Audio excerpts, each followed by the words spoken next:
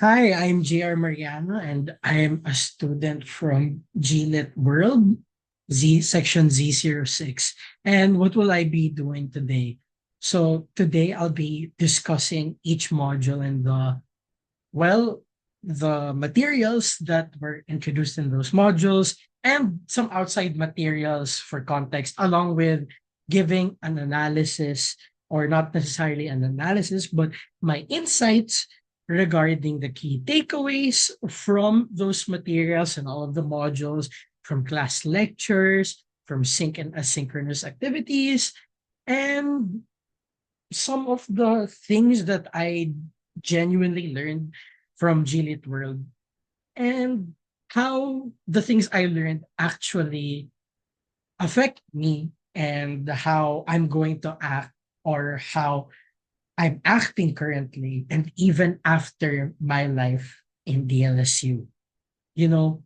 And honestly, that's something that I do want to talk about, especially because my academic life in DLSU is already, close to an end, with me having less than 30 units left, right?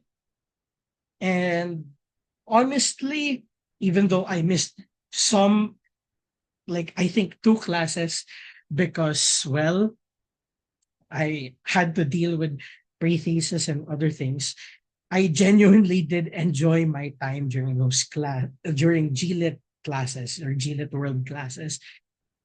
Honestly, I would have rather been there, you know, rather than dealing with business pre-thesis. And then I'm not saying this just to suck up, because I genuinely like, well, literature. So just to start off, let's go to module one, and forgive me if I sound deranged because I'm currently being reamed by a full load of units. So with module one, right, it deals more with world literature, or it deals with world literature and natural literature, and how world literature, in terms of analysis, should be balanced with traditional literary analysis. So in some of these in this module, one of the main ideas essentially is how world literature was treated as a sort of post-war solution to nationalism, right? So before world literature, people were skeptic of it, and there have been people that are hostile towards it. It's especially because of, you know uh, literary traditions, or national literary traditions, right? It was viewed as something introductory, vague, right, with no analytical methodology towards it. It's to compare it, in a sense, it was treated as if, how would I say this? It was treated as if in today's world, it's how people look at business courses or art courses in comparison to scientific course, with art courses being art courses and business courses being placed as less useful, or something that's only there as a sort of grand idea that's, you know vague, introductory, basic, or even inferior. Now, it get my point is, world literature used to get, well, dismissed, right? And despite this idea of world literature, it discusses it in one of the texts, right? That, well, world literature is actually being used and combined, or it should be combined, with nationalist literary theories or ideas, or nationalist ways of gathering context, ideas, and translations when it comes to analyzing literature as a whole. Now, as I mentioned before, world literature was seen as something that's supposed to correct nationalism. And some people would even look at it as, well, a world where, or not really a world. Some people would even look at it as um a replacement for comparative literature, right? Making it obsolete.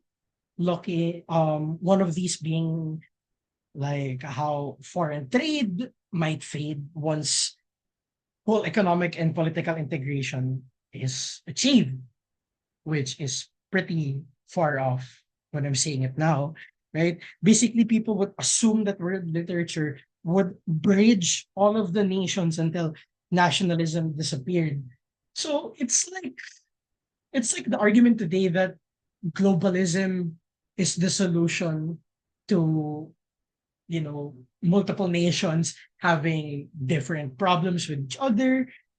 It's the solution to lessening a lot of economic inequality, stuff like that. That's what world literature was viewed as before when it came to nationalism. Now, is world literature the solution to nationalism? And can it actually replace national literary traditions? From what I read, I don't think so. Right.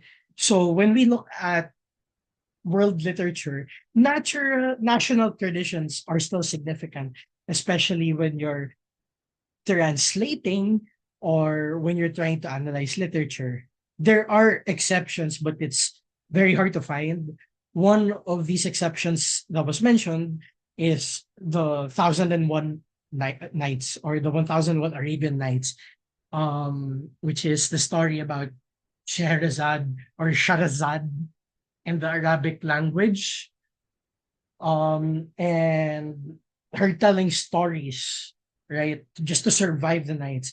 So that was extremely widespread. And if we look at it in terms of, or when we look at it from a perspective, it's a statistical outlier, right? So many historical works rely very heavily on context, especially when it comes to local or ethnic settings, right?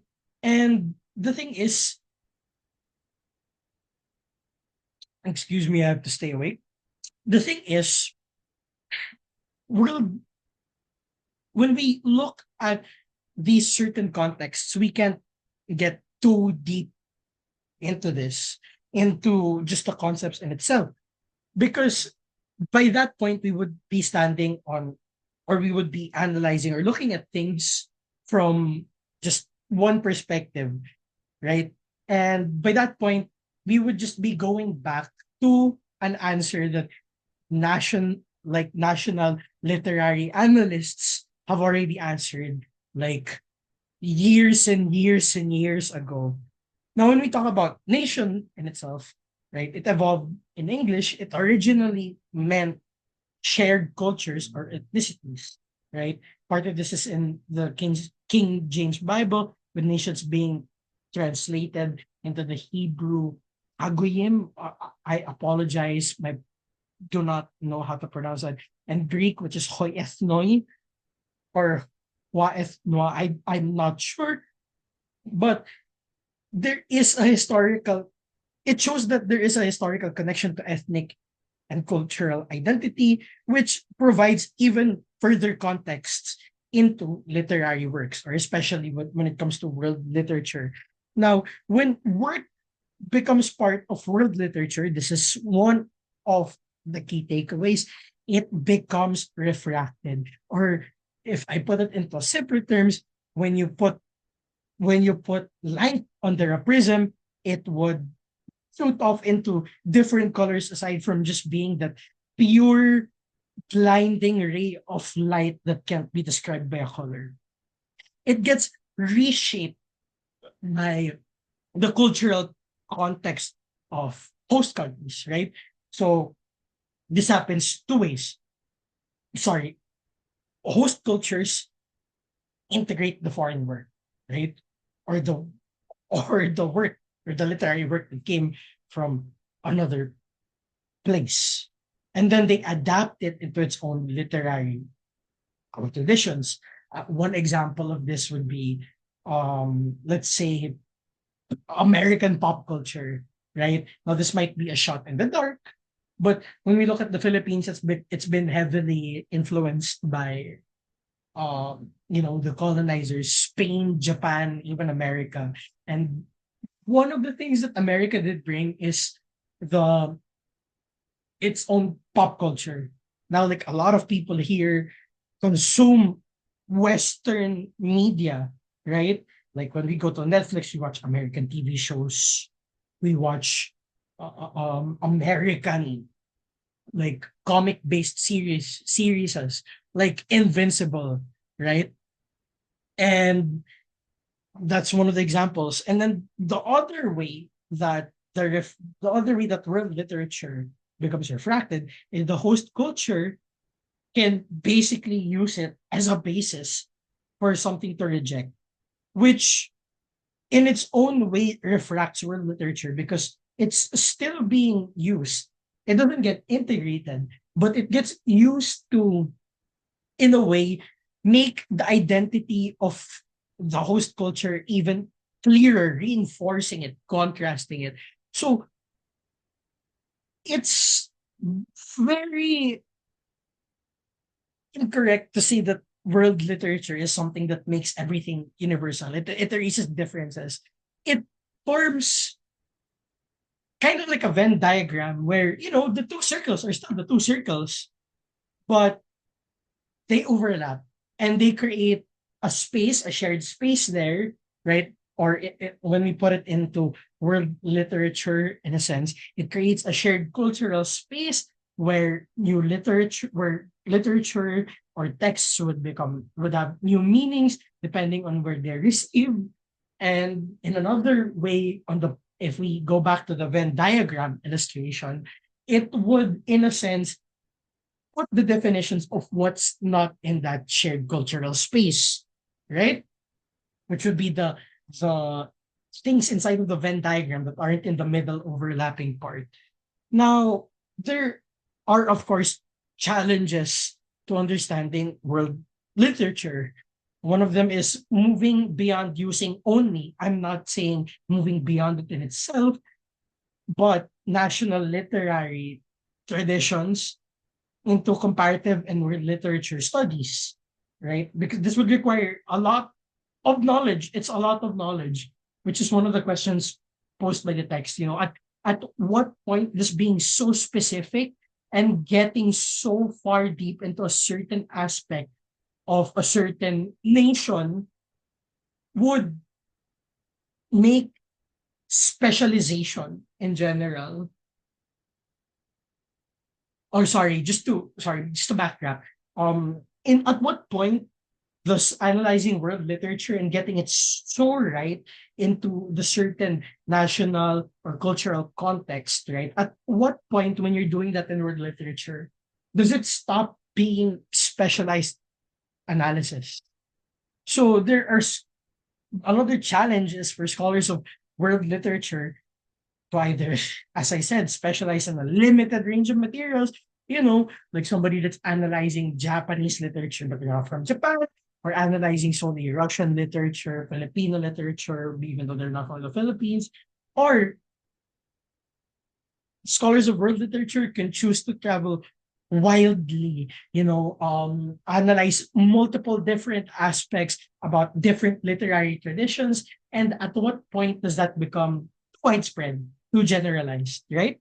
So one of the things, so see, that's one of the issues is that it can either be too wide, it can't be too wide, it can't be too specialized, right?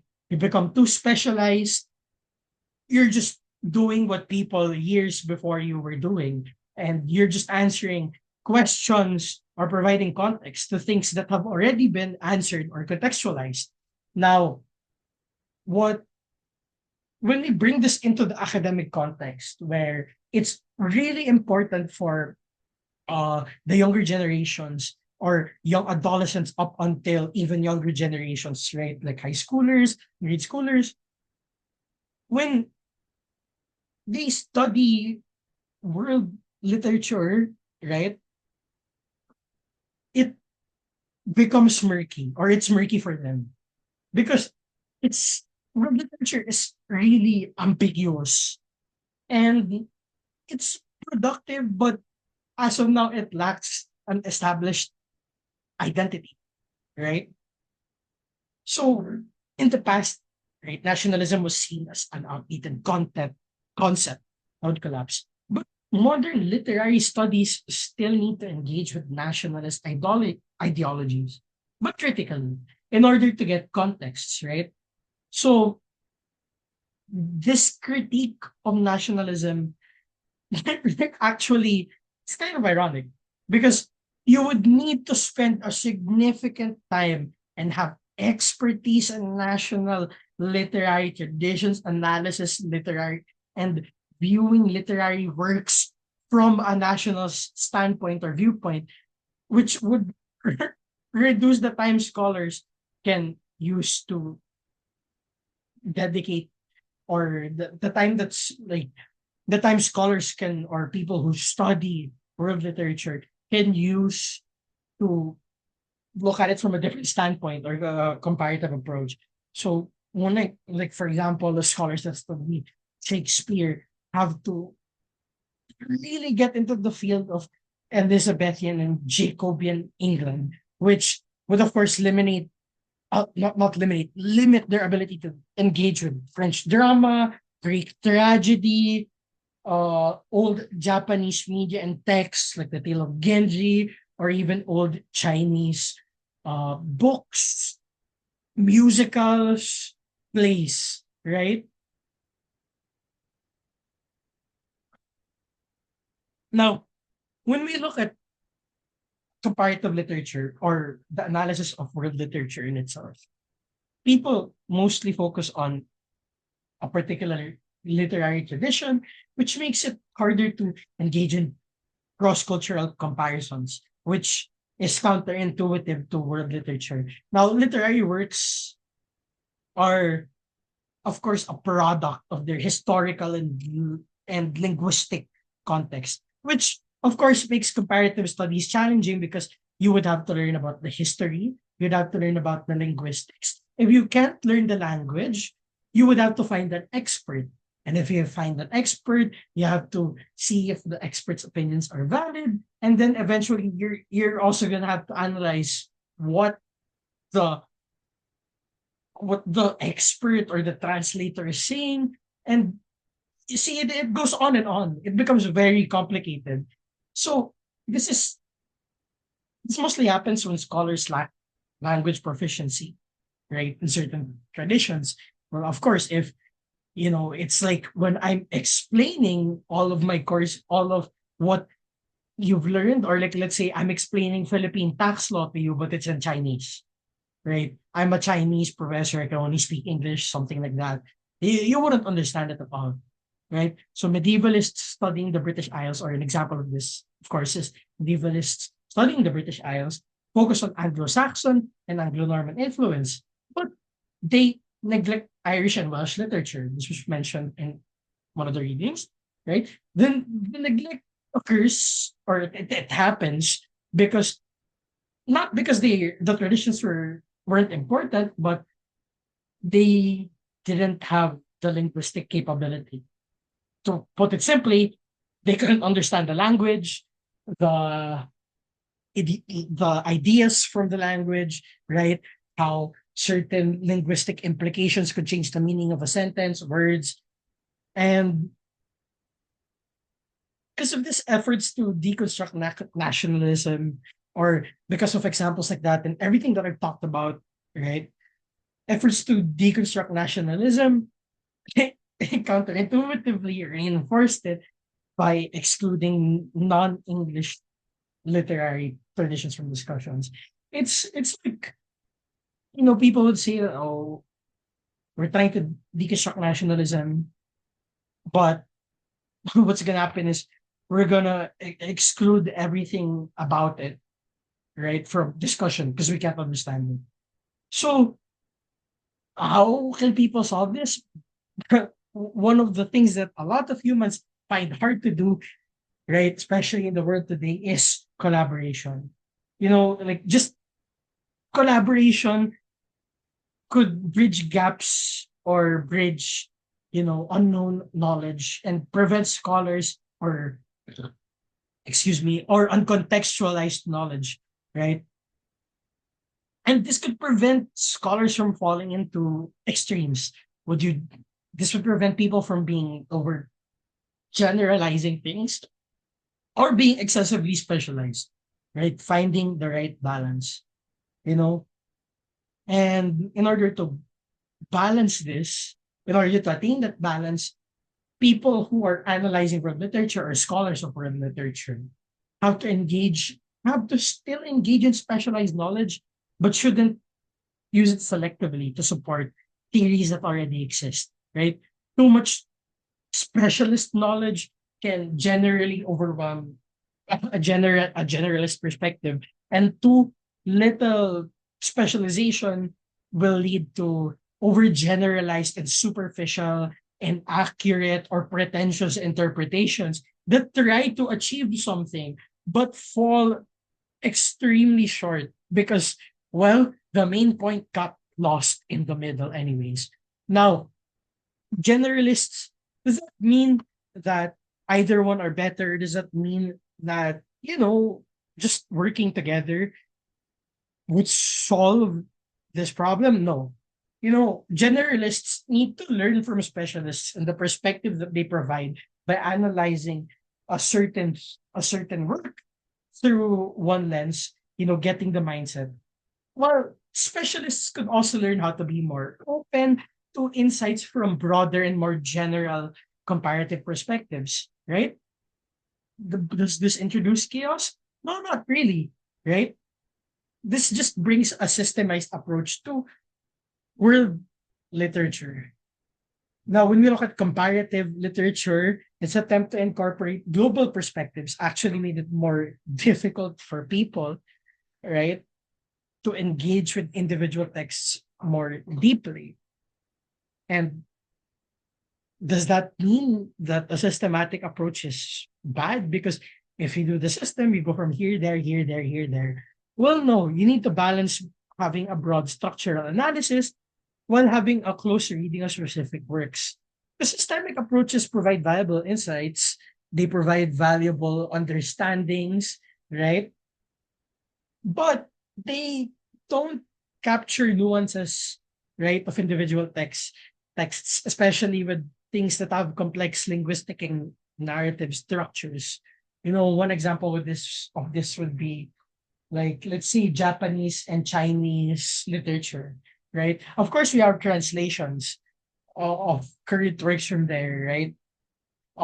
There's poems by Nakahara Chuya that have been translated into English, No Longer Human by Osamu Dazai, which has gotten popular. Less popular is Rashomon and the 17 other stories, right? With Rashomon being the most popular.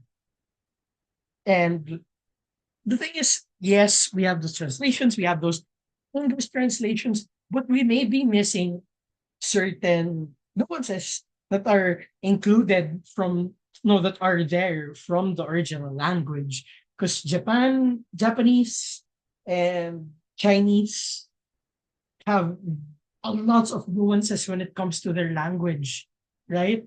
Japanese languages are futureless, right? That means we say, when you put a specific structure like, I ate today, of course, in English, that's one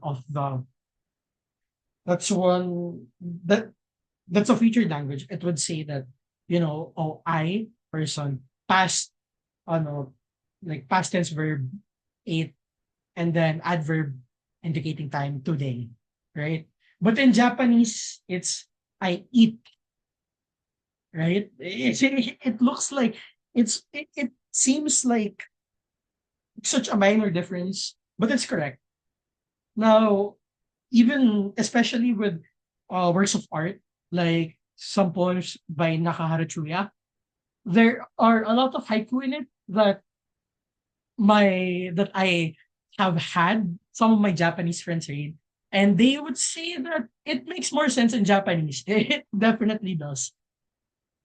Now, like branching from that, what about translation and its impact on world literature?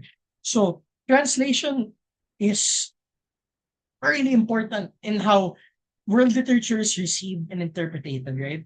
Older translations wanted older translation methods or practices strive to directly translate text to preserve the purity, but because of this, they removed cultural contexts.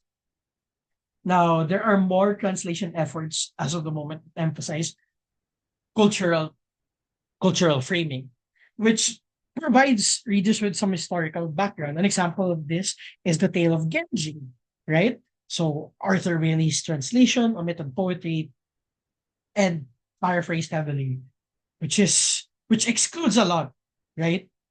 Because the poetry is still an important part of the tales of Genji or the tale of Genji. And paraphrasing it heavily will lead to, misinterpretation. Now, Edward Seiden's sticker or is included the poetry, but was forced to limit the annotations. Now, Royal Tyler's 2001 translation expanded this. He added more footnotes, maps, diagrams, included glossaries to provide a more encapsulating experience, gathering the whole tale of Genji, right? Another example of translation affecting the meaning is in Beidao's answer. So Stephen Owen originally criticized Beidao's poetry as oversimplistic, but the problem with that is the criticism is because of the translation, right? Not the original work. MacDougall's translation for Beidao was more literal and less poetic. Finkel used more modern techniques to enhance the readability, make it sound better while still keeping the context there, right? So, because of, well, Stephen Owen just looking at Beidao's poetry, right? The answer in from one translation, he just misinterpreted it as a whole. He interpreted it as something that's superficial, right, and simplistic.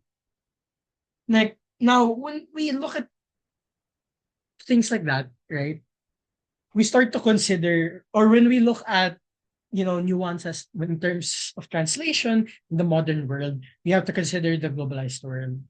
So now there's global publishing. This increases the amount of international audiences. And some works from that came or like that got disseminated widely actually challenged local censorship and aligned with global values, while others, despite what we said earlier about, you know, uh, despite what we said earlier about Beidao's work, there are still some work that are there simply to make money and they lose all of their authenticity, right? So some critics argue that world literature pressures non-English writers to conform to the norms, Anglo-European norms, Western norms, which strips works of their culture specifically, right? Now, some other people like Ray Chow say that criticisms, those kinds of criticisms actually just come from Westerners being insecure and losing intellectual dominance. Now, world literature, as we mentioned earlier, is in a shared space, and cultural power and influence have to be acknowledged. So, does that mean that, well, all of the works that are coming from international spaces more conformist? Does that mean that they're all just made to make money? No. But it's something that we have to consider, especially when we're getting into the future, where of course there's developments in multiple areas of expertise, specifically in this context, world literature. So what are one of the key takeaways from this? Well, when we study world literature, we have to balance how or we have to balance our distance from the literature in itself. We have to be in between detachment and engagement. We have to appreciate the origins while also understanding its the literary work's new role in this new cultural space, right? And instead of treating world literature as an extension of source cultures or completely independent fields, it should be seen as not just one thing, but a concept of interaction between cultures, right? So, what are one of the things in module one that we did have to read into? So, one of the things that we had to read into the first module is enigmatic nature, which was part of the things that we could have written about in our module one, sort of mini synthesis, writing in class. This was also included in module three, where I'll explain it in the context of module three later. So when we look at enigmatic nature in the sense of world literature analysis, enigmatic nature examines the performative nature of self representation and deception by this woman who presents herself as a deeply suffering soul, a damsel in distress. But she manipulates men to be, financially stable, actually financially lucrative, right? And this some of the themes in refraction on world literature and analysis of it. So Anton Chekhov is a Russian writer who captured this illusionment, or basically the delusional aspect of Russian aristocracy and tensions in pre-revolutionary Russia, right? So the woman keeps pitying herself, and the wealthy older men present while she pities herself actually suggest that there are structures in Russia that leave women with few options outside of marriage or transactional relationships, right? In fact, the work actually even alludes to another Russian work, Dostoevsky, right?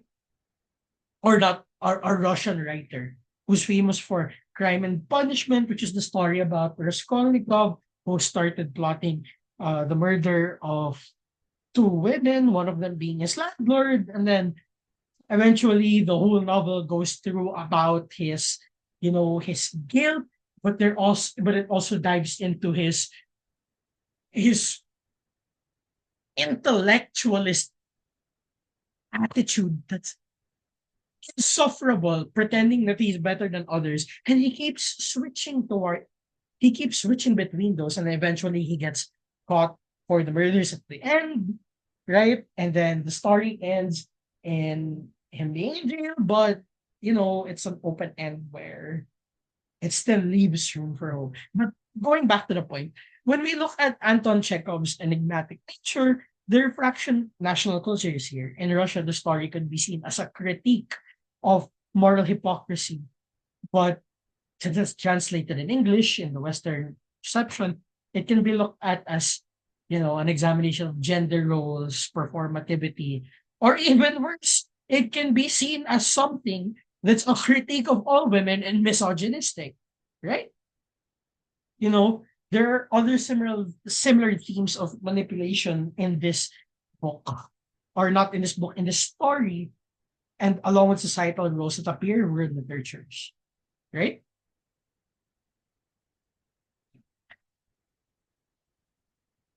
One example of One example would be in Henry James Daisy Miller, where an American woman's behavior is judged in European society, which shows cultural expectations that shape narratives. Now, at the ending, the woman eventually reveals she has she has been moving from one old general to another, which emphasizes how Anton Chekhov portrays cycles, right? Cyclical tales, rather than big transformations that challenge the Western notion of a character-driven redemptive arc. Now, when we look at Visions Out of the Corners my eye, it's about it could be seen as something about the subversion of victimhood, right? The Filipino short story is basically there was this woman who was on a train and it looked like she was being sexually harassed in group, but it turns out, or she might have actually been, and the guy just fell into her trap. She was the one who was committing another crime. She actually stole from the harasser, right? It even says at the end, uh, it's her thoughts are written that, oh, there are only a few thousand pesos in here, but if I let them have his fun, I could have made more money, right? Or something along those lines. In the Philippines, it's a post-colonial nation. There's economic struggle, corruption, right? And because of this, there are literature that would explore survival, deception, social critique. So the woman's act of theft is actually written in such a way that it's not villainous. It's a reversal of it can be viewed as a reversal of power, right? From the man having all the power to grope her, right? And people maybe not believing it, to her being able to take advantage of the person that was taking advantage of her, right? So this sexual harassment, it's still evident here in the Philippines, right? Where women get exploited and stuff like that. I've even had friends whose stories I will not delve into deeply face sexual harassments that have gone overboard than what's portrayed. Now, when we look at the story, going back, when we look at this story, it shows how different cultures can handle justice, right? Or when we analyze it in terms of world literature, in Western literature, retribution follows clear moral lines, right? It's almost always, not almost always, or usually from what I've seen, it's always black and white. Someone do bad, other person do something good. Gets rid of bad, punishes bad person, bad action. But in this context, when you look at it in Filipino literature and looking at this or just reading the story overall, it's ironic.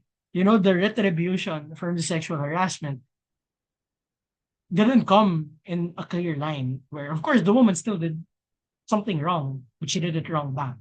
You know, it shows how Filipino literature embraces irony and survival instincts over moral absolutism. One of the things that I've read in Filipino literature that is written in English, right, is Smaller and Smaller Circles by F.H. Batacan.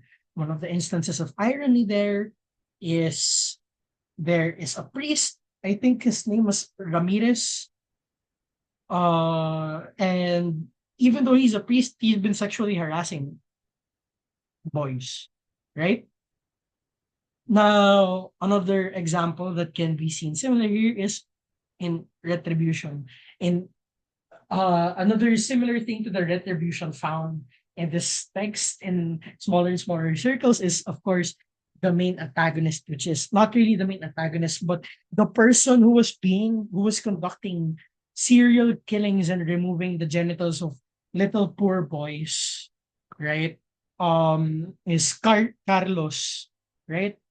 Or Carlos. So Carlos, even though he did all of those things, the moral line is still unclear because it was eventually revealed that Carlos was also being sexually abused when he was a kid by his teacher, but his parents just let it happen so that he could keep attending the school, right? They didn't really talk about it, they didn't take any actions towards it. Now, the irony in that is, well, in being sexually harassed and corrupted by his PE teacher, Carlos eventually became, or not necessarily became, but he got the bad parts from his abuser, right? So when we look at going back from Visions Out of the Corner of My Eye, when we relate it to world literature, it's pretty similar to how Latin American literature uses magical realism to blur storylines, right?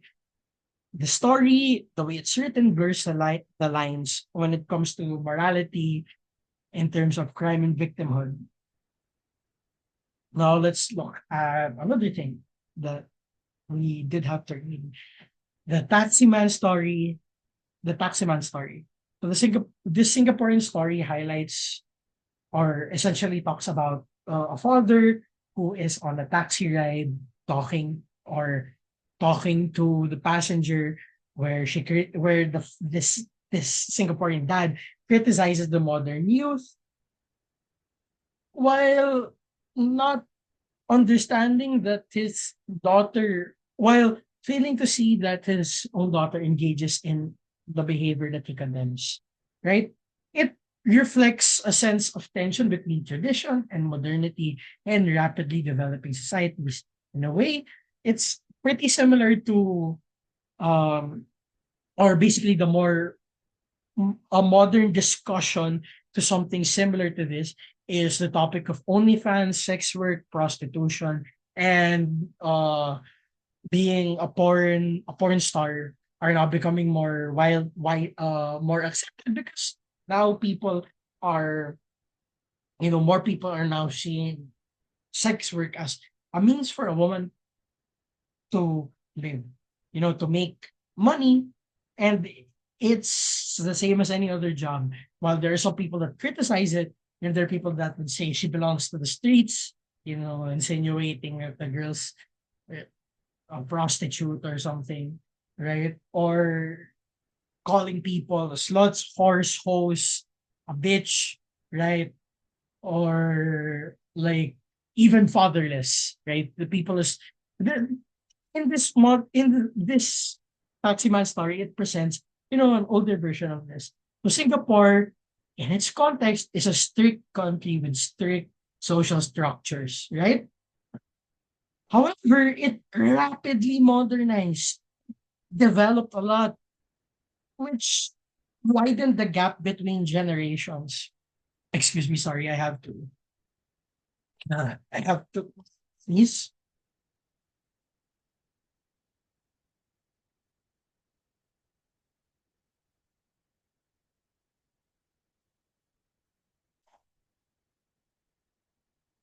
Okay, so in the Taxi Man story, the taxi driver's perspective reflects the older generation, the older values, where sexual conservatism, respectability, the the stereotypical uh, Asian standards for parents,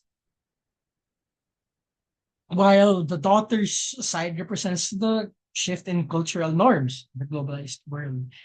The irony from this is the father is actually making a profit from the thing that his daughter's doing, right?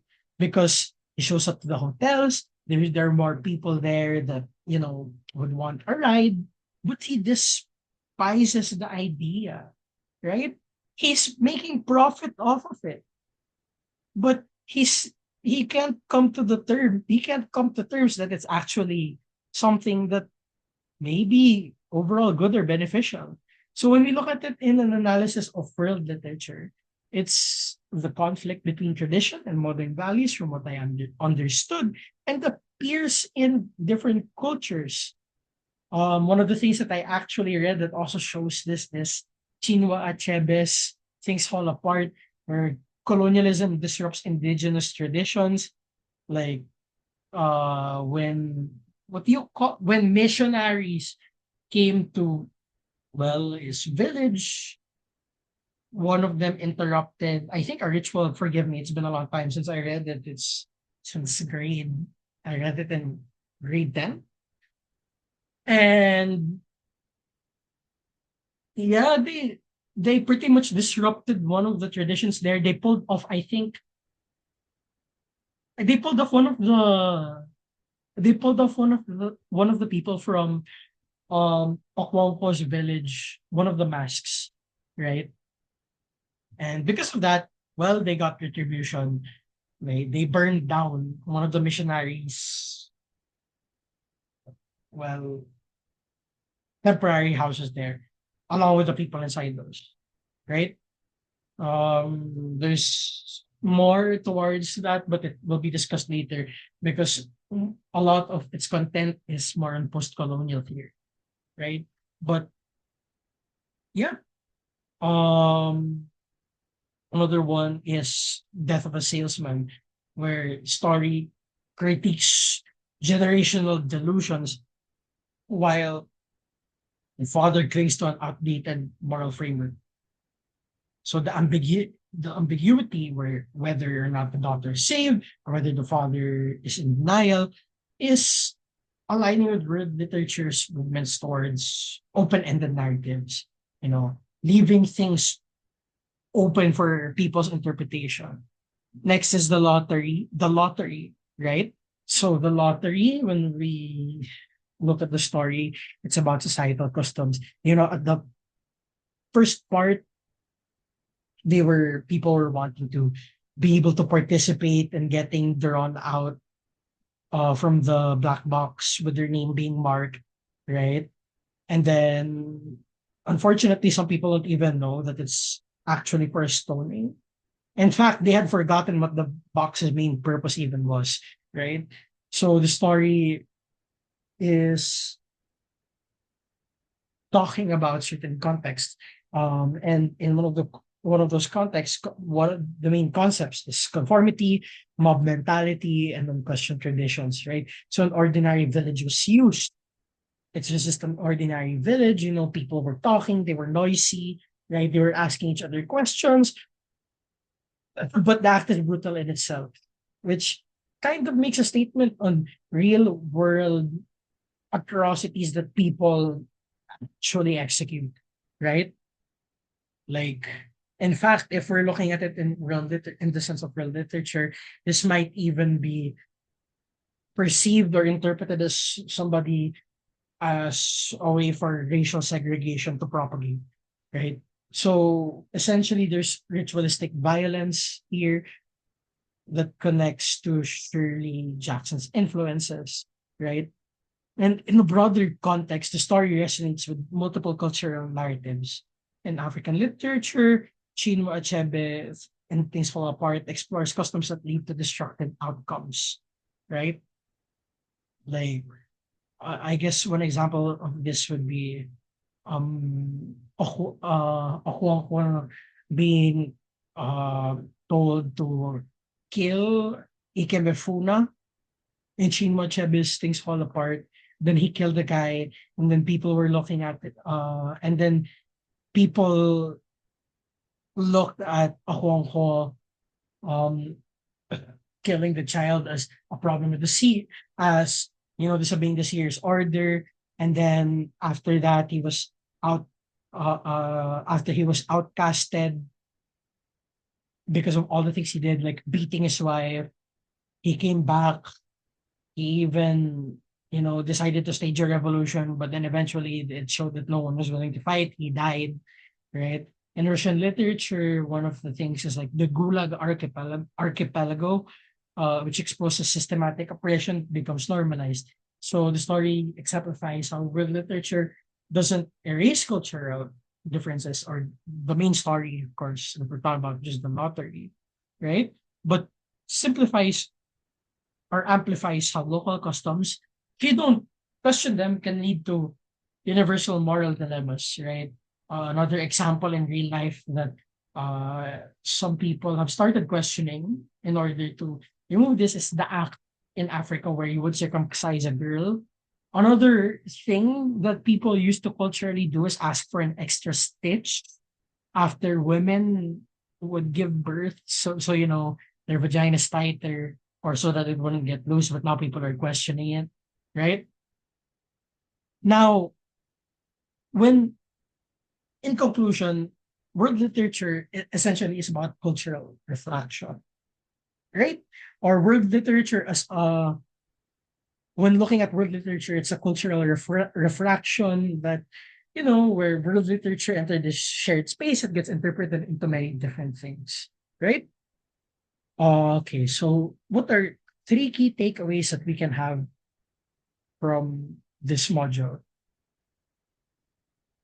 Well, first, you need to balance when analyzing world literature, you need to balance generalization and specialization. You can't fall on either of the extremes because going to pure specialization will remove context, and going to pure generalization or in the extreme side of generalization would remove any significant meaning from the work. Second, world literature isn't an individual item in itself, or something that can be used to fix nationalist traditions. Is it is the creation of a shared cultural space, right? Or to put it in better terms, when world literature exits its host country, thereby becoming world literature, it doesn't just become the property of the host country. It becomes the property of that shared cultural space where it may either be used to adopt, to be adopted or integrated into the host culture or host nations ideas, right?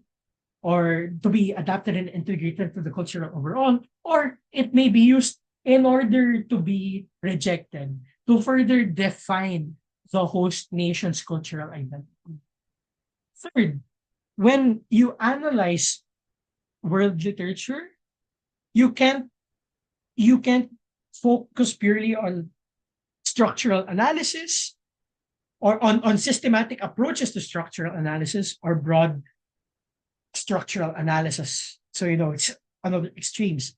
When you look at the systematic approach, like in translation, like in the examples mentioned earlier, systematic approaches do provide valuable insights, but they fail to capture the nuance of individual texts. In broad structural analysis, right, they do give out some more context towards the work. However, if you stay too broad in terms of your analysis, or if you become too broad in your structural analysis, you lose the meaning of the literature that you were supposed to analyze overall. In fact, you might misinterpret it. Now, let's look at the second module. And the second module is about post-colonial post-colonial theory, right? Or the post-colonial literary theory. So first of all, what is the post-colonial theory? So the post-colonial theory essentially deals with colonialism, imperialism, cultural dominance, subservience, as mentioned in the video, right? Post-colonial literary theory. And it shows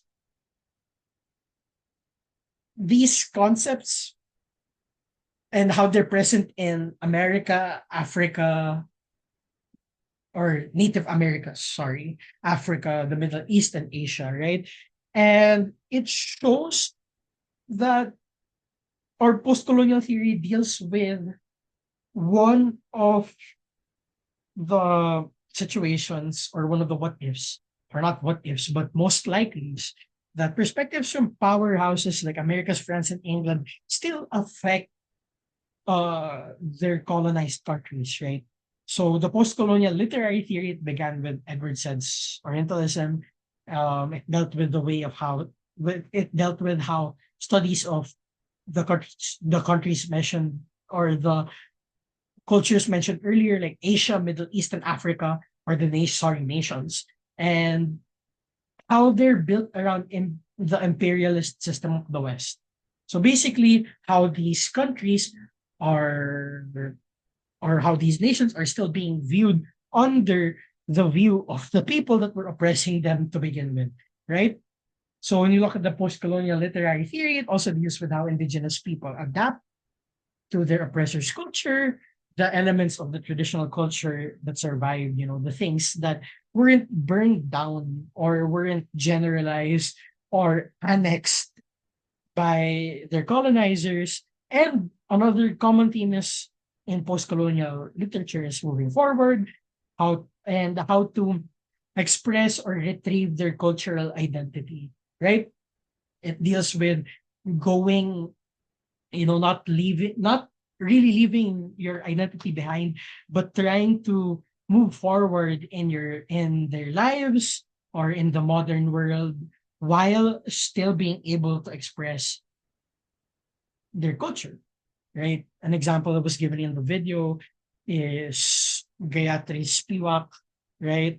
Who had thoughts about the power to speak, right? Specifically dealing with subalterns, which are in the population, which are socially, politically, geographically outside of the colony and of the colonial homeland, right? Excuse me, sorry. I have allergic rhinitis.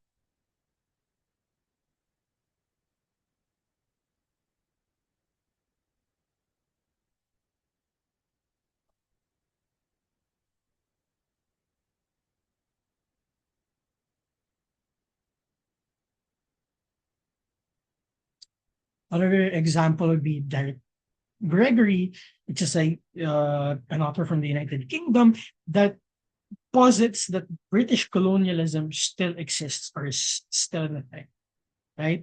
There are other writers like Chinua Achebe, like that I mentioned earlier. And actually, when we look at this perspective, when it comes to literature, is that writing in English makes literature more accessible because there's no inherent language barrier. However, there's another African writer, right? Ngugi, I apologize for the pronunciation. Ngugi wa Thiong'o, right? Who says that writing in English is actually, still being subservient to the system that was established by oppressors, right? And that you need to revert to the usage of your own language to be your true self. Now, post-colonial literary theory is the in when we based on what I learned is the way that or post-colonial literature is the way in which writers from colonized countries actually try to articulate. It's their way of trying to articulate and even celebrate their cultural identities while reclaiming them from the colonizers, right? So, when we're dealing with post-colonial literature, with what I learned from the YouTube video post-colonial literary theory is there are things that we have to ask when we're looking at post-colonial literature, which is who are the oppressors, right? Who are the ones being oppressed? What culture was built and what traditional culture is shown? So this was I- the video says that it's important in modern and historical contexts for analysis, right? And it is. It's relevant for a lot of things when we're looking at post-colonial literature, especially because post-colonial literature is the way that marginalized groups uh, are able to speak out. It's the way on how they're able to speak out, write about their identity, even their dual identity, if they're half, right? Like for example, somebody that was raised in Africa, born there, and they became an American citizen, right? That can be one of the example. It opens up a channel for marginalized groups to have a global conversation about their cultural group, those previously silenced, right? When we're looking at post-colonial literature, majority of the time, it's the major powers that were oppressors and were doing colonialistic and imperialistic actions like the United States of America, right? Or even more Great Britain, right? When we look at the World War groups, France in the Axis powers, even Italy, if I recall correctly, also Germany, with of course, you know, Hitler annexing almost every country near it, even targeting France, right? So in Africa, survival of identity. An example of post-colonial literature that I did mention earlier, or something that can be viewed in a post-colonial literary frame, is Smaller and Smaller Circles by F.H. Batacan. So it was written after 2000. It was written in 2002, and it was written, after we've gotten colonized, and it shows the state that the country was left in, especially in terms of politics, poverty, and the country's issues, with, one of the targets being, or the main target of the serial killer, Carlos, in the story being people in poverty, and the guard and police in the story not doing anything about it because, quote unquote, walang pera dun, because, quote unquote, there's no money in that area, which is, I think it was, uh, set in Pateros. Forgive me, I read this in grade 9. It was set in Pateros, where the first instance of the body being, shoved there, right, or found, was in a landfill, which provides even more background, or even more nuance to it, or things to think about, because of course it's in a dirty area, right? Because it's the poor, the impoverished, and the children. And then the other thing that we can look at it from a post-colonial framework is how priests, or religion as a whole, was used before as a political tool for getting power to be abused, right? Especially when we were colonized by Spain. It's still shown in F.H. Batacan's Smaller and Smaller Circles, with one of the main child rapists there, or pedophiles, being Father Ramirez, who couldn't get kicked out of the church by the other priests because he had friends in high places. Right. So now, if we look at the other works in the module, there's the telephone conversation, which was written by Wal Soyinka. Honestly, at the start, uh, just like reading it the first time, I had such a hard time understanding it. And then I came to realize after reading it like 4 times that it was meant to be that way. It's a critique, or in what I would say in the post-colonial frame, it's a critique against racism and prejudice, which uses comedy and irony and satire to, expose discrimination based on skin color, showing that the discrimination in itself, when you try to put when you put it in a context that everybody could actually have, if given another, um situation, would see as sin, right? So it was written in 1962, where there was a period of extreme racism and discrimination in the Americas, right? And even in other countries, even in the UK, right? Where there was global decolonization and civil rights movements, right? So the poem actually highlights multiple, like, not really multiple instances. It's one instance, but multiple, um okay, multiple instances in this one text, where, the person in the calling the landlady was actually dehumanized, right? And it shows how casual it was back then.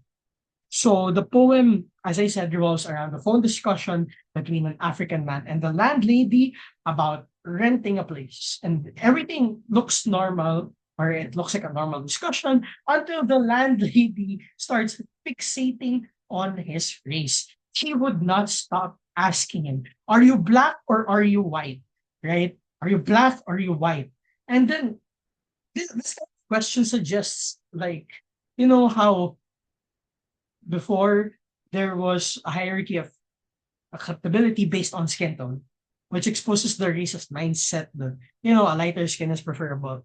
Of course, the speaker actually kept responding to the landlady's ignorance, describing his skin tone in a way that I saw as mocking of it, right? Because her question is absurd from my understanding. He answers in an absurd manner, answering the question with a question. What, i- if I were to be the one talking like that, I would say it like, oh, plain, like, what do you mean black and white? Am I plain or am I milk chocolate? Right? Which describes the color of the different parts of his body. When we look at it, the speaker is likely an African man in Britain. You know, there were a lot of African people in Great Britain, which represents the post-colonial subjects who migrated to, their people that call the area wherein the people that colonize them reside, but still, get discriminated against. The landlady keeps ignoring the African man calling by saying, "What's that?" when hearing West African sepia. It's I. It's she. It can either be looked as ignoring or as ignorance because she doesn't know what West African sepia means, right? She doesn't. The landlady lacks knowledge and interest in other cultures to even answer herself when it comes to her racial discrimination. I mean, if it goes to a point of ignorance that's beyond common ignorance. Because with how racist people were back then, if let- if a guy said African, the landlady would just assume black, brown, or something like that, right? So when we look at it, the landlady's tone is, as mentioned there, clinical and impersonal, which shows how the speaker on the phone was being objectified, right? Being turned into an object that's to be evaluated rather than, a person, right? The speaker gets frustrated, but, has no choice but to continue because speaker needs to find a home or like a place they can stay in, which in my perspective, demonstrates how racism forces people to sometimes, or forces people from before to navigate, and even until now, to navigate or deal with humiliating situations in a careful manner, or being or how they were forced to deal with it even though they didn't want to, right? So the poems conversational, right? It was a dialogue, and it made it feel more personal from in my opinion, right? Because it's like a phone call, I could imagine myself talking to somebody like that and thinking, I swear to God, if this woman was anyone that I was talking to today, I would I would rather just be homeless, right? I could like even reading it was such a frustrating experience because of how stupid the landlady seemed to be, right? Now, in the poem, there was repeated imagery. There was the use of red booth, red pillar, red box, red double tiered omnibus, which suggests, a British context or background to this, which would, of course, bring about the other context like oppression and the colonial context in Britain, right? So the landladies, now when we're looking at the language used, the landlady's speech is blunt, it's simple.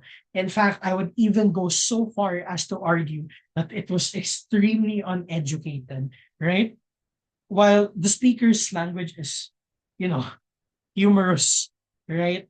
And it's it's trying to make light, or not make light, but find humor in the situation, even though it's something that's really frustrating.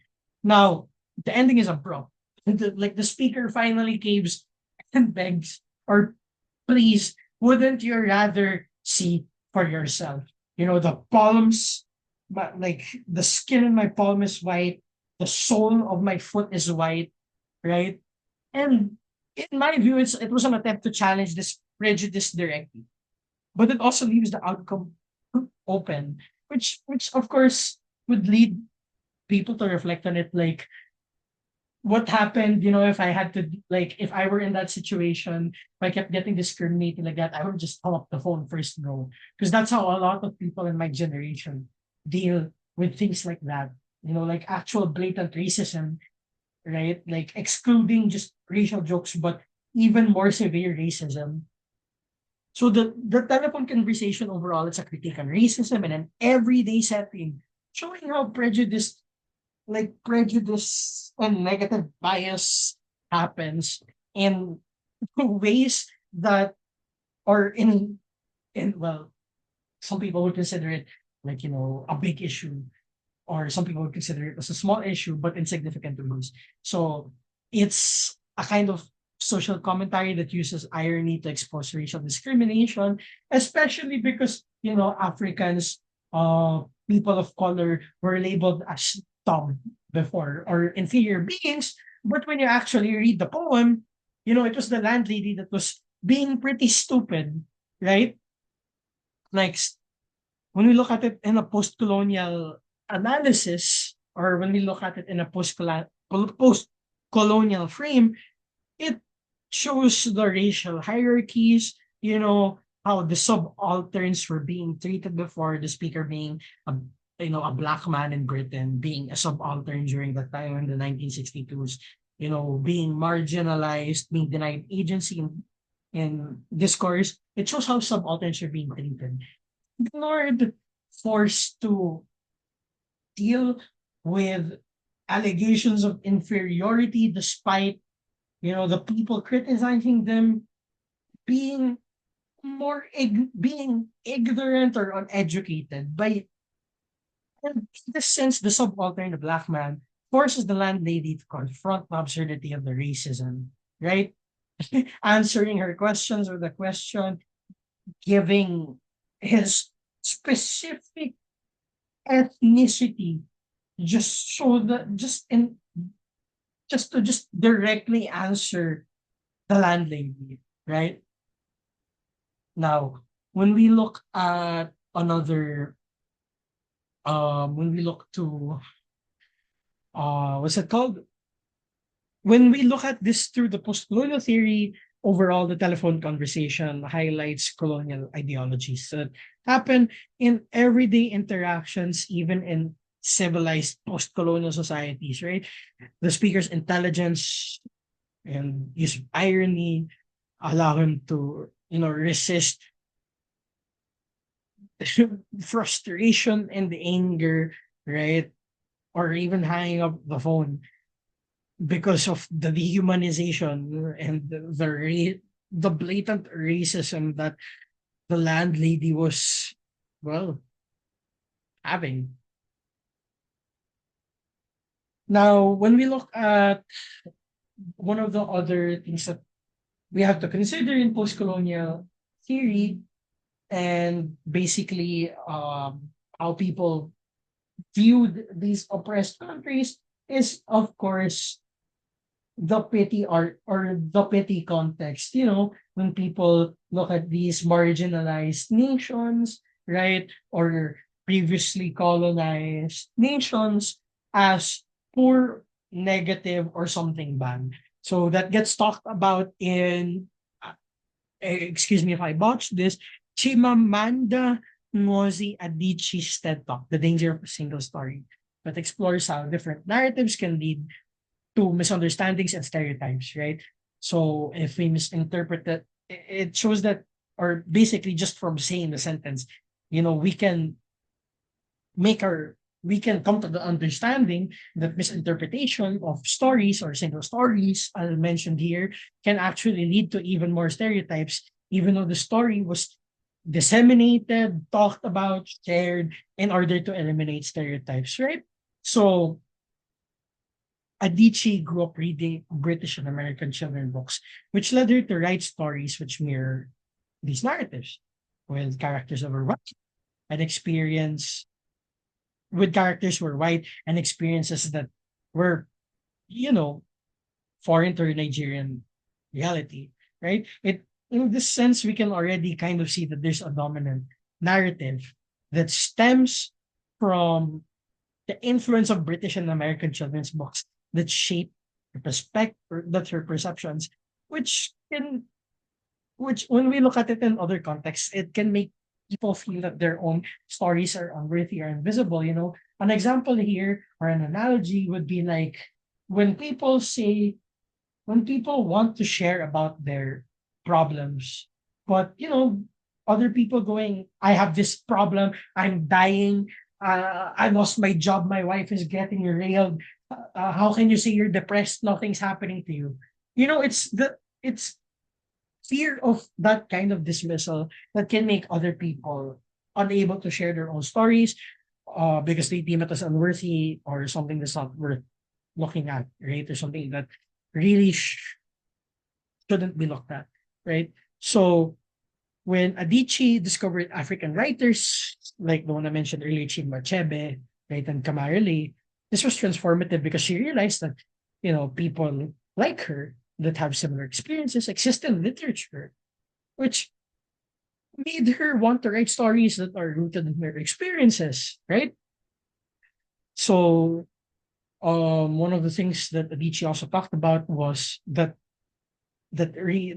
one of her supporting statements when it comes to a single dominant narrative being unproductive is about her houseboy Fide, who was perceived through poverty, right? And this perception didn't not shattered but got unraveled after visiting his village and seeing a beautifully like or a beautifully crafted basket by his brother, right? Which changed her perception of the family. And this kind of thing shows how one story or single stories can limit our understanding of others, and turn people into stereotypes. An example of this, of course, was that I think one of the reasons why there's a stereotype that Asians are better is in America. Correct me if I'm wrong. It was one of the propaganda received as to it was one of the propaganda that was placed in America in order for American school children um being made to not feel inferior. Just giving the single story that Asians are also extremely intelligent, they're good at everything, which kind of dehumanizes Asians and reduces them to a stereotype, right? When Adichie studied in the US, her roommate was actually surprised by her fluency in English and modern lifestyle, right? I think because her roommate assumed that all Africans were poor and uneducated. And this shows how the media, like portrays certain races, nations, ethnicities, right, as in negative perspectives by creating singular stories that show the entire continent, nation, or culture's troubles that reduce them to rubbles, which which could provide cultural context, but not when it's a single story where it generalizes that one culture, nation, or ethnicity into a whole, right? Especially when it comes to negative framing. Now, Adichie actually does discuss how Western literature has depicted Africa as a negative place, right? Or a dark place, which when we look at it from the when we look at it from older accounts of racism, actually the Africans were described as beasts who have no houses. Even if we look at the Native Americans, right, with missionaries going to other places because they're barbaric, they're uncivilized or unstructured. That assumption was there. Even when we look at how the Mormon Bible was written, it was extremely racist. In fact, the Mormons are not allowed or were previously not allowed to drink coffee, Coke, or any liquid that was dark because black was considered inferior. I apologize. I would have to pause because my mother is messaging me.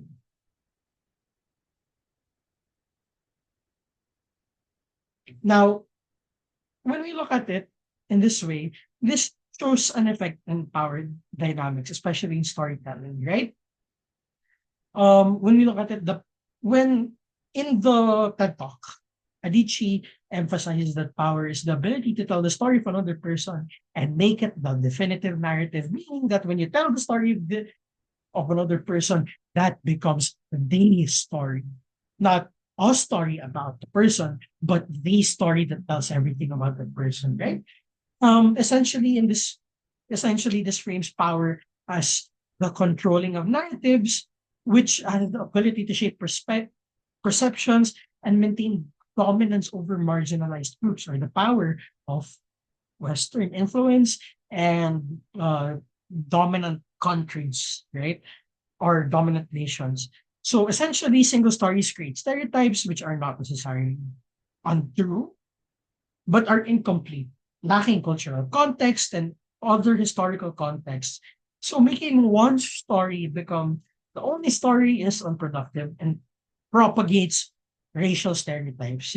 It removes people's dignity in such a way that it emphasizes the differences rather than similarities of people as a whole, because by reducing people to a single stereotype or similarity, it incentivizes people to show how different they are from that singular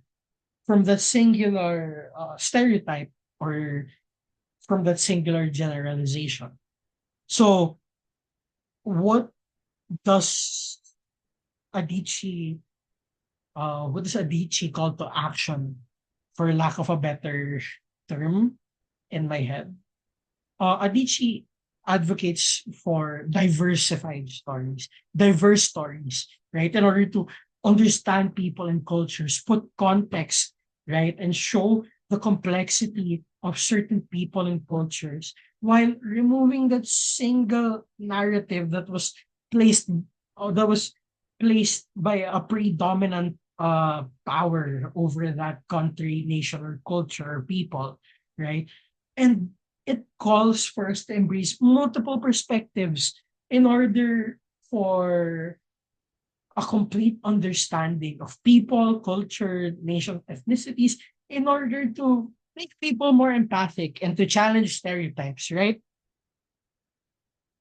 So when we relate it to post-colonial theory, of course, the main concepts that align are the subaltern voices, colonial discourse and representation, the duality or hybrid aspect of identity, and power and knowledge. Now, when we look at certain things, this from my experience, right? Uh, what's that called? Because because I'm seeing Kit, like in high school, I actually I got it. People assumed that I was of another ethnicity, like I was Vietnamese, right? Even Chinese, even though I'm part. I don't even know how to speak like Chinese, right? People would just assume that I could take all of the work, and it was actually pretty annoying. So I could, get to the understanding, or I could empathize with some of the things discussed by Adichie in terms of, racial stereotypes. Like, I used to have a bowl cut too, right? So because I had a bowl cut, I wore glasses and I was doing well in academics. People thought I was like a human calculator, which was pretty annoying because they reduced me to my academic capabilities. At the same time, inflating my ego, right? Now, when we look at post-colonial series, right? Overall, my three key takeaways from module 2 are: one, post-colonial literary theory and its usage and analysis is important in terms of interaction, because it provides people that were once marginalized or still being marginalized a voice and a channel in order to be able to fight back against the racial or against the discrimination, racial issues, and their oppressors, right? When the second key takeaway is that we have to look not just at who the oppressors are, but who are the oppressed and how the context of both the oppressed and the oppressors affect the discussion overall, right? Especially when it comes to the especially when it comes to the subalternates or the subalterns, right? Lastly, we need to not just have a single predominant story over over a certain culture, people, ethnicity, or marginalized group, because it ends up making people be even more subjected to stereotypes, which generalizes them into one single thing that reduces their identity as a whole, right? So, an example of that would be in single stories for, let's say, Africans. Most of the time, people will be like, "Oh, I feel bad for the Africans. They're all poor and uneducated." But for all you know, the person that you're talking to about that, like a certain African, is actually very educated, has their own identity and connection with their own culture, and even as an individual, has their own interests and thoughts about certain things, right? But generalization into poor and uneducated actually separates them into this stereotype with other people ironic instead of showing that there are similarities between people. Now, let's move on to the next module, right? The next module is, I'm sorry, I haven't had anything to eat, so I'm feeling a bit queasy. The next module is body, mind, and desire. So there are different materials here, like Dear Evan Hansen, Rashomon, and seven other stories, and 17 other stories, and an enigmatic nature, which we discussed earlier. So first, let's look at Dear Evan Hansen. So just to provide a summary of Dear Evan Hansen, now, basically, it starts with Evan and his mom. So Evan has great anxiety issues. He goes to therapy, right? And then there's even a letter. He had to make like a letter to himself about how the next days would be better. He bumps into um one of the drug abusing schoolmates of his, which is Connor. In school, at first he shoves him, right? And Evan drops and Evan drops his letter, if I recall correctly. In fact, they meet up each other again, they interact and talk for a bit. And after that, Evan and Connor separate. And eventually Connor dies. After Connor dies, people found the letter in his locker.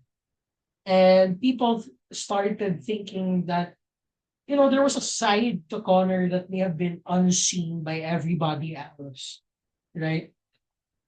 There's a side to Connor that may have been unseen by everybody else that somehow Evan was able to extract.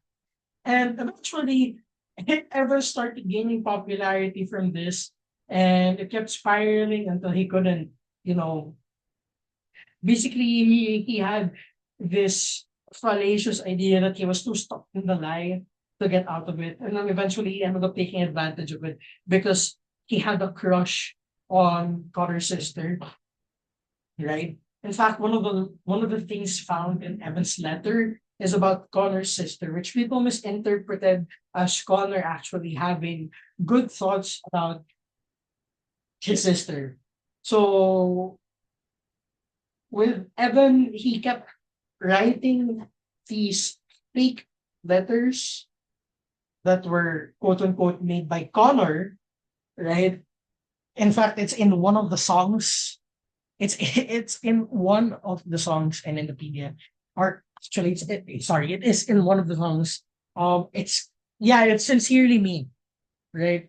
Where the the ghost of Connor inside of Evan's head is criticizing how Evan is writing the fake letters, showing that he doesn't really know anything about Connor and showing his simplicity as a teenager, right? Uh, to to sing a song, it's like I like my parents. Who says that? I love my parents, right? There are corrections like that. Even with another one of the lines that shows that Evan doesn't really know anything about Connor is if I start smoking crack, because like it would be one of the presumptions that would have been um kind of known at least by Evan if he was friends with Connor, because he would know that it's pot, right? That gets smoked. He would know the specifics of the drums, right? So in this sense, we look at mind and desire. So with Evan, one of the songs to win the musical is Waving Through a Window. And when we look at both the book and Waving Through a Window and the musical, Evan desires to be seen, heard, known by people, actually talk, right?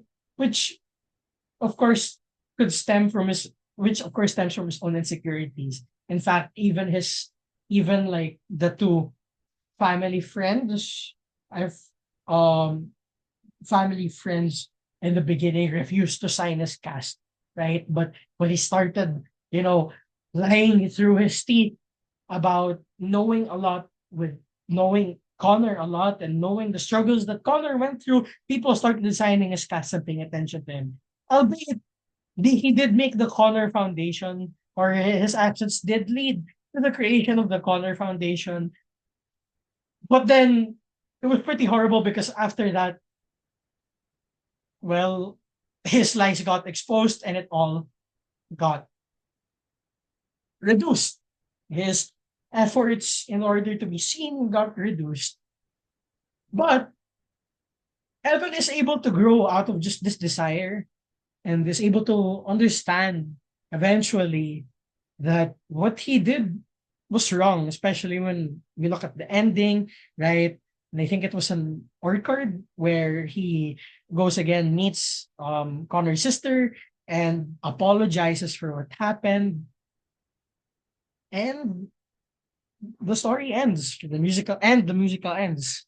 It's an open ending and an interpretation from my understanding about the desire of Evan to be seen, right? There are also multiple aspects um in the musical overall, even with Connor's sister having a desire to just even know about her brother. Because she knew so little despite hating him for apparently being a good nothing and being borderline abusive to his own parents. There's the desire of both Evan and Connor's mother, right? To have a guide on how to be a parent, right? On how to be a parent. Because let's face it, taking care of teenagers is hard. I know when I was in high school, and I was a bitch to go against him. I always thought I was right. In fact, I even have had a toxic relationship where I would fight my parents despite knowing that they were right and the girl wasn't good for me. But I had back then, of course, a desire to feel more love. And well, I acted on it both with my body and my mind. With my thinking, I would, of course, convince myself that I was the one that should be having more or be putting more into, efforts, right? That I was the one that was bad. And I had to deal with that trauma. Even with my body, I made myself lose a lot of weight, albeit I was an athlete back then just so that I could look good because I had the desire to feel loved. And I would be thinking that if I look better, people would like me more, or I would be treated by people better in general. Now, in Dear Evan Hansen, right? You know, a big part of this is essentially Evan's mind. He wanted stimulation for in the form of being seen and being interacted with. And he dealt with this all throughout, right? It's especially seen in waving through a window, and he develops more and more until it reaches the end of the song. With one of the songs there, even being used for mental health, and that song is "You Will Be Found." One of the most like what's it called talked about line there is of course the song's name "You Will Be Found." Even when the sun is shining through, you will be found. Right? It was used in so many mental health mental health initiatives. In fact, Dear Evan Hansen, when I remember correctly, when I was extremely obsessed with listening to it, so many mental health initiatives came out that became global. There was a trend regarding it. Multiple actors and actresses and people were talking about the mental health implications from it. Now, let's look at another, um, you know, another literary work, which is Rashomon, right? So when we look at, of course, Rashomon, Rashomon was made by Reinosuke or Reinosuke Akutagawa, right? Whose work explores clash the differences between Japanese traditions and Western modernity, right? Even Reinosuke Akutagawa struggled with cultural duality, which is relevant in the in the contemporary globalization debates. So when we look at Rashomon, there are Rashomon and seven other stories, with Rashomon being the most known, right? If I remember correctly, because of course I read it back then in high school when during my English class where we were doing world literature, right? So in LaSalle Green Hills they made us read Rashomon. So there was this gate in Rashomon. Just to really simplify the story, there was this building there. There was an old woman there. The old woman tried to steal from a guy, or the old woman was taking hair from people, right?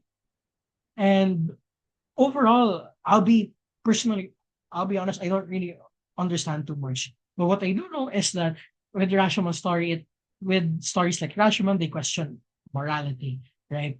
Which shows that survival can push individuals or people in general to make unethical decisions, like with the woman stealing hair, right? So with Rashomon, it's with in Rashomon, uh Akutagawa's way of showing humanity is bleak, but it's realistic.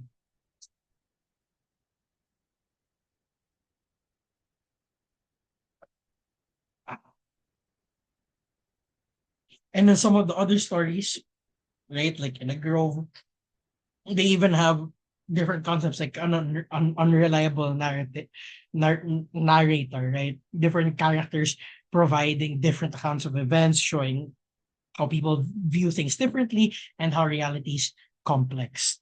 Now, when we look at specifically Rashomon, it deals with body, mind, and desire in such a way where it shows how these things can be harmful in a realistic sense. Unlike in Dear Evan Hansen, where they can produce like both effects of things being of body, mind, and desire in combination. producing both good and bad outcomes.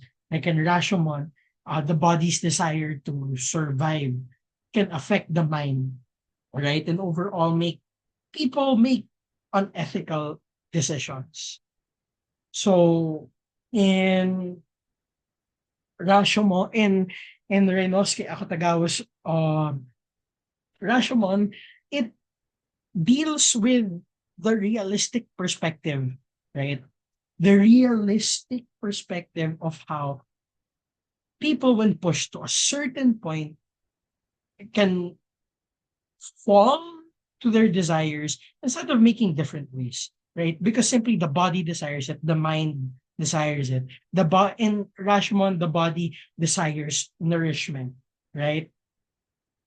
Which affected the mind because the mind needed physical peace. So key insights from Rashomon would some of them would also include the psychological depth and existential themes. So there's protagonists in the other stories deal with deep existential questions that shows a struggle with alienation, identity, and search for meaning. There are even other works that exemplify the combination of body, mind, and desire. One of which that I talked about earlier is Osamu Dazai's No Longer Human. So in Osamu Dazai's No Longer Human, the main character had a desire to continue doing things that would please people because from the story overall he is a sociopath. He doesn't feel the he doesn't feel the norm how normal people feel. He would copy how other people felt. And this led to a series of bad decisions from the main character. When growing up, as a child, he knew that falling, tripping over, acting like a child, acting stupid would please adults. And then eventually, when he grew up, he even had this, I think it was a coworker or his boss, where eventually he just left his wife to be raped there. He allowed his wife to be raped. Then it cuts off there at the end where this journal was found by the narrator, right? And in this story, it deals with uh, a desire of the mind, a desire of the mind, which leads to several bad actions. It shows how thinking about desires in a certain way without any context or implications can actually be extremely bad, right? It can lead to bad outcomes. The last one, the last thing that I looked at is the vagina monologues, right? Ah, So when we look at the vagina monologues, it's a play that's based on the interviewing over 200 women, exploring their experience, their perceptions, and struggles regarding their vaginas, right? It looks at themes like sexual pleasure, body positivity, gender identity, trauma, and societal taboos. So the play essentially reached a significant role in raising awareness about violence against women, reproductive health issues, and of course, the normalization of the combination of how their vaginas would have differences or their vaginas would cause differences as to who they are as a person because of the combination of body, mind, and desire. So one of the key learnings from the vagina monologue is it emphasizes the importance of being able to openly discuss the female body and desires that accompany the female body without shame, right? There were multiple euphemisms used for vaginas to explore the cultural discomfort that people have with discussing women's body and their desires and how the desires essentially run through their mind. So some of these concepts that were tackled were female sexuality and pleasure. So several monologues were about women's experience with self-discovery and sexual pleasure, right? The story, because he liked to look at it, emphasizes the importance of self-love and appreciating the beauties of one's body. So the vaginal monologues doesn't, you know, disregard painful realities like people being sexually abused, like people being raped and female genital mutilation, like I mentioned earlier, and where in Africa, women can get circumcised or women can experience severe pain and discomfort from their pushy and uneducated husbands that want an extra stitch just to keep their vagina tight for sex after, right? So in My Vagina Was My Village, the story, there was a woman who told the story. My Vagina Was My Village tells the story of a woman who survived sexual violence in the Bosnian War, showing the horrors of rape as a weapon of war and both a psychological and physical tool to break people, right? So the book very much so acknowledges the negative side when it comes to the combination of body, mind, and desire, right? When it when body, mind, and desire are combined, or discussions between them, or the use of concepts between the body, mind, and desire overall for negative purposes, right? One of the other things that the vagina monologue talks about is menstruation and cultural perceptions, right? So one monologue discusses menstruation, and the vagina monologues reflect on how different women experience it and how society has stigmatized it. Like one example that I often hear is, oh, this girl is being bitchy, she's acting up. That must mean she's on her period. So this monologue shows but many women were taught to feel ashamed of their periods instead of embracing them as a natural part of their body and a part of their life. In the V-Day movement, right, the vagina monologues led to the creation of V-Day. Sorry, not in the V-Day movement. The vagina monologues led to the creation of V-Day, a global movement or a day aimed at ending violence against women. So the movement funds organizations that fight sexual violence, support survivors, and working for women's rights worldwide. So the vagina monologue is one of the feminist literature that shows activism and influences gender studies and how people perceive things worldwide. The vagina monologue essentially deals with the positive and negative side of body, mind, and desire.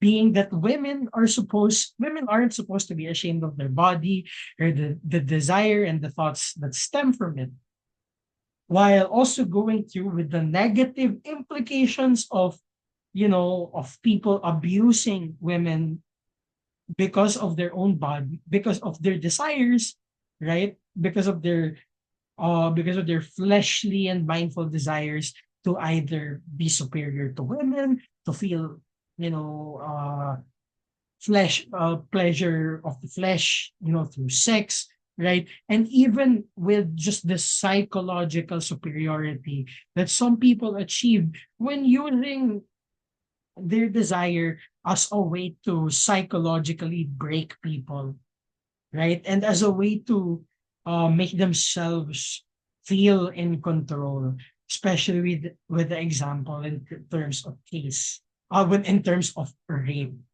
right? Now, next, when we look at an enigmatic nature, we can also look at body, mind, and desire. So, how how do I put this? Sorry, my rhinitis is acting up again.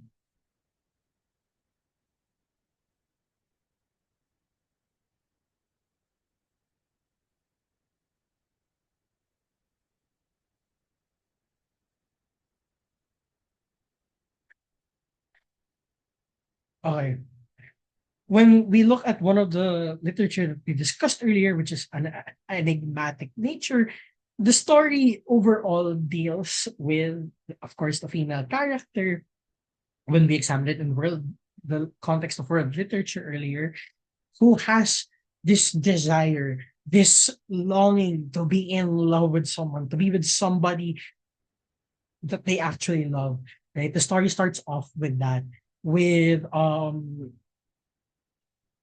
with the female character calling Voldemort by name over and over, unlike those old generals that she married for financial security, right? And when we look at it in terms of a presumption on desire based on how she was talking. It could be because she wants to make a personal connection with Voldemort, or because it can be looked at two ways. She either desires Voldemort itself, or she desires to be romanticized by Voldemort because, of course, Voldemort is the writer, right? She never names generals because to her they are not important. They are simply a means for her to attain financial stability. You know, she pities herself, almost like Raskolnikov from Crime and Punishment by Dostoevsky, who justifies what she does because she feels bad, right? She justifies the manipulative thing that she does, where she uses men for financial security, and by simply pitying herself, by framing herself as a victim because she so desires to be with someone that she loves, right? Now, this implies that her struggle, her actions, in contrast to how she shows or how she frames her struggles, right? In contrast to what she's doing with, old rich people, are that her struggles aren't really about freedom or happiness, but her cycle on material dependency. She desires this one thing, right? And she's free to try and get it, but she ends up going for old men that that give her financial stability, which is ironic because she keeps complaining about the situation, but she willingly repeats it, right? So, in a sense, she remains unhappy and conflicted, but she keeps rationalizing the morals behind her actions and convincing herself that she's acting nobly, right? While suffering the emotional consequences, almost in a way victimizing herself, which is similar to Raskolnikov, who actually did end up murdering two women and keep contemplating about the guilt and the morality of his actions, this by and rationalizing his actions through his through his superiority complex because of his intellect, right? So, what are the three key takeaways that I learned from this module? First, talking about talking about desires, especially in women's cases, and dealing with, the both the physical and mental implications that come with these desires as women are okay because everybody has their desires, right?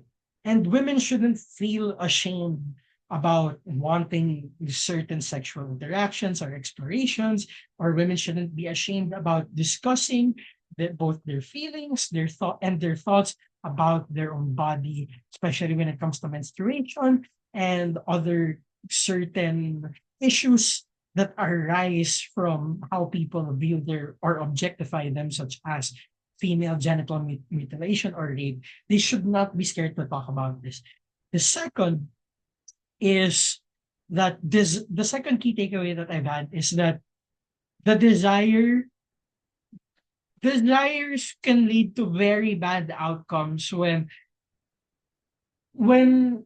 letting them take over how you act.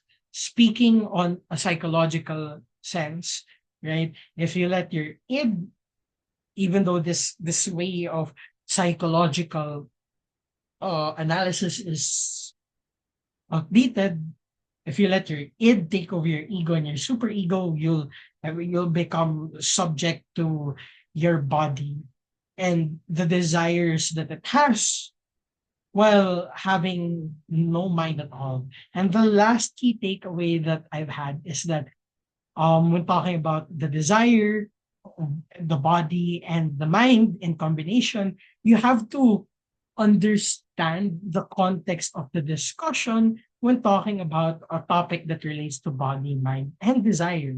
Meaning that you have to look at it from multiple perspectives, not just your own, or you have to look at the perspective that's opposing yours in order to fully understand and generate key insights from discussions and works that deal with body, mind, and desire.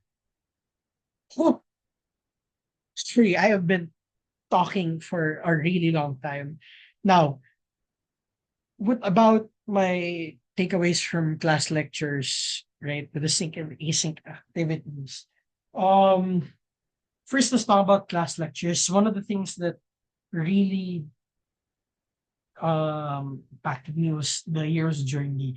It led me to a more systematic way of understanding a story, right? Especially when it comes to a hero, not necessarily like a traditional hero's journey, but contextualizing stories from a certain point where you look at it through the lens on how the story is structured around the protagonist and the surrounding aspects, right? Now, for the asynchronous activities, one of the things that I did was the optional work, first one, and it was essentially watching those videos and giving critiques about it. Examples of that are 2 plus 2 equals 5, wherein the video deals with um, authoritarian propaganda and how it's used to undermine the truth, yet there are still people that are capable of fighting back by hiding in the shadows and preserving the truth simply with the kid at the end, um, still writing 2 plus 2 equals 4 in the notebook, even though the class kept getting told to repeat 2 plus 2 equals 5. Another one that was very interesting to me is El Empleo. It was the animated video wherein basically people are turned into objects for use. Their job, one of them, their jobs was one of them is a coat hanger, some of them are taxis, some of them are a doormat, some of them are a table or a chair. Even at the start, some people would assume that the character that we're following has a higher position because he gets to use other people as a commodity. But at the end of the day, he's just a table. He's just a table. It very much so deals with the perspective or the understanding of how people in today's capitalist world are treated more as commodities or as physical resources, especially with labor being looked at as a capital that's associated with expenditures, key performance metrics, and how people are being, treated as objects in general aside from people, like solely as people. Another video that struck out to me there is the 1 minute time machine. It provides a comedic way to explore a very interesting thought experiment of what if I had a time machine, right? So, how do I say this? In the video itself, it actually turns out that whenever he rewinds time, he's killing the version of himself that was supposed to be in that timeline. You know, um, at first he didn't know that, but then eventually the horror ends up there. And then at the end of it, the girl eventually becomes the one that uses the time machine, right?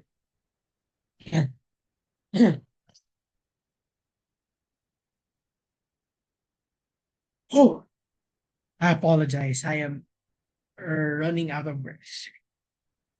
Because I'm doing this in one take, right?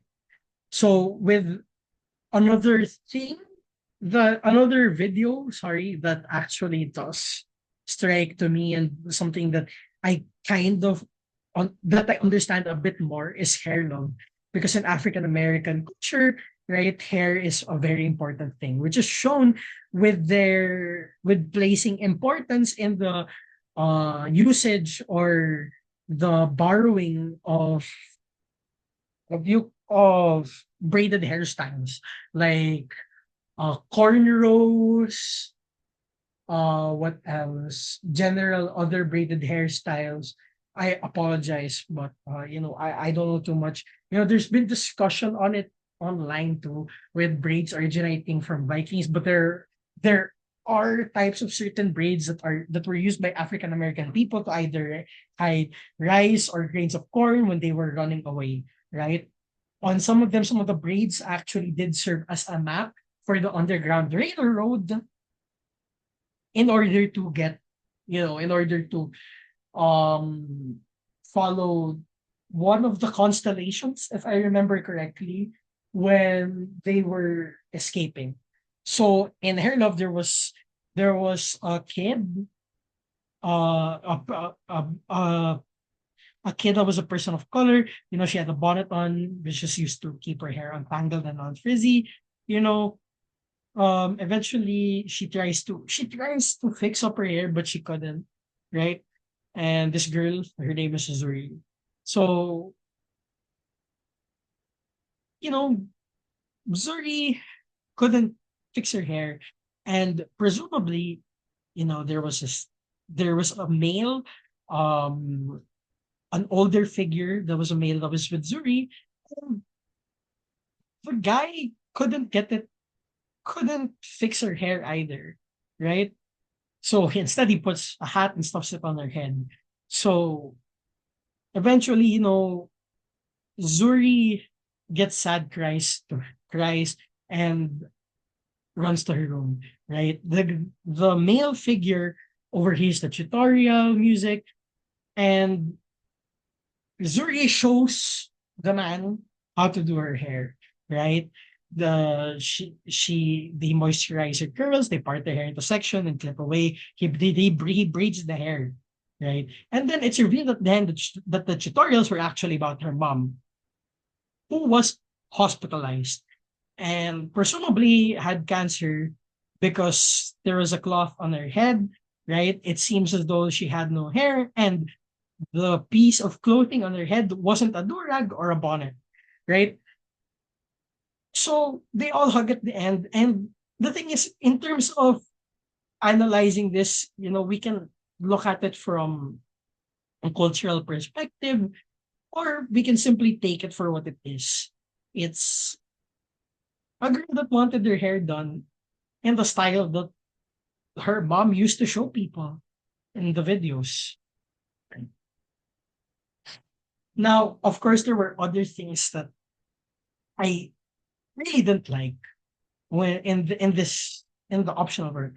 Like Tuck Me In, it's an overused performative kind of material that I really don't understand why it got attention even with its execution, because it just follows industry standards and doesn't really, go above and beyond. Even when it comes to the story, the other one is 9.5, which is very common in horror nowadays. Now, from these lectures and these activities, the three key takeaways that I have is two.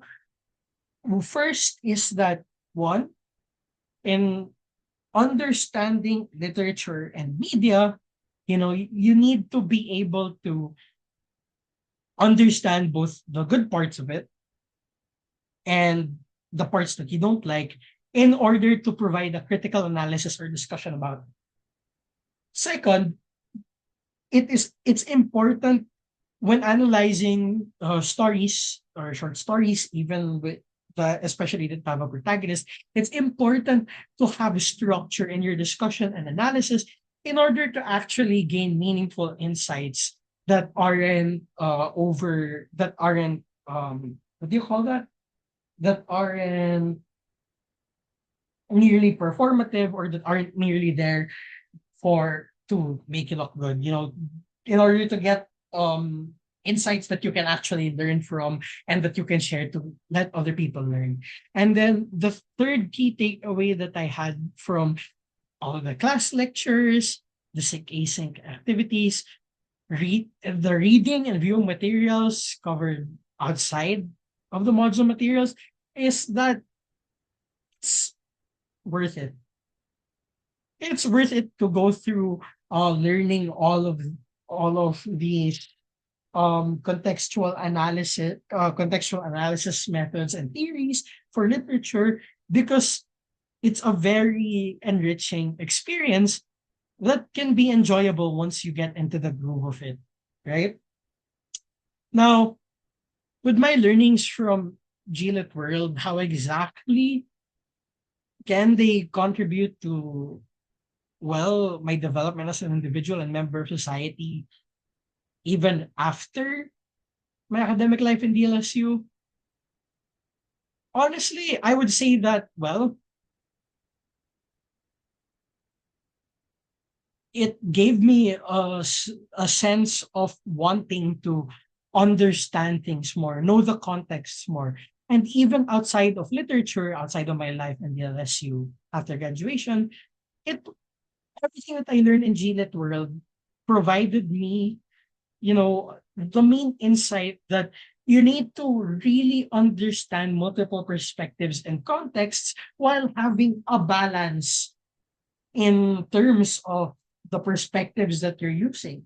So even outside, let's say I have a problem or there are stories being told to me from people that are in my interpersonal relationships, like my friends, my family, I could have a broader and deeper understanding of their issues, their problems, and communicate my thoughts and insights about what they communicated towards me in a better manner. And of course, it would help me think before I speak or write in general, which could prevent so many misunderstandings in the future, right? Of course, helps my development as an individual and as a member of society. You know, since I would, of course, I would be working and then eventually I would want to start my own business. As a member of society, I can foster this in my company's culture that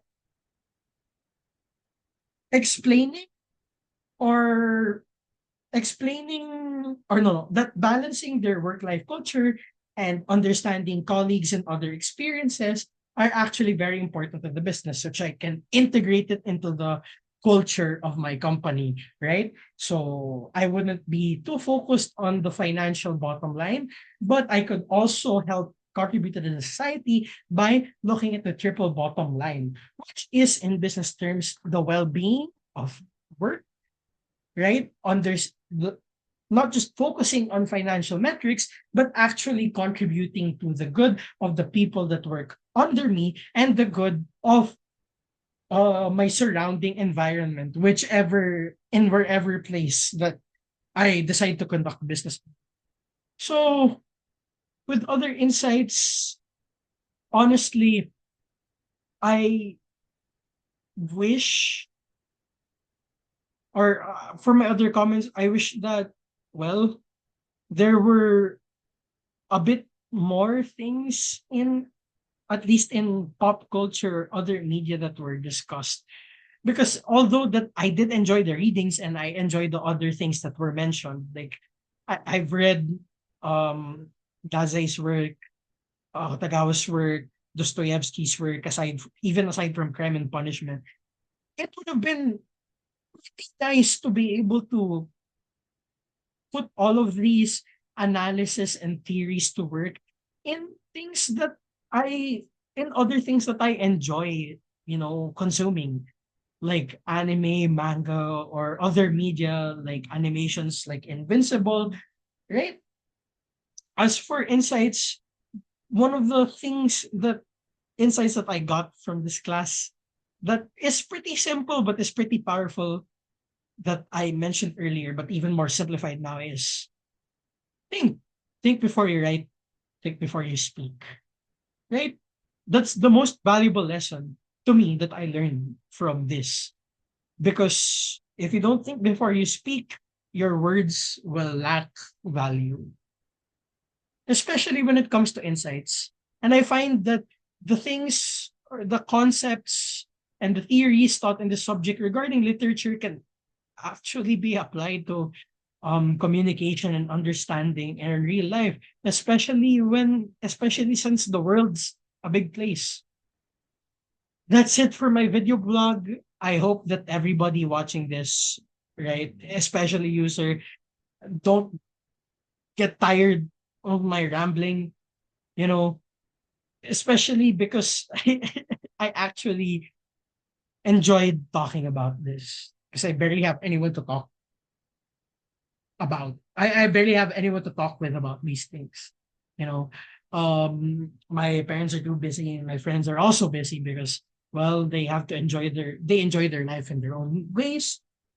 And I hope that you enjoyed this video blog, sir.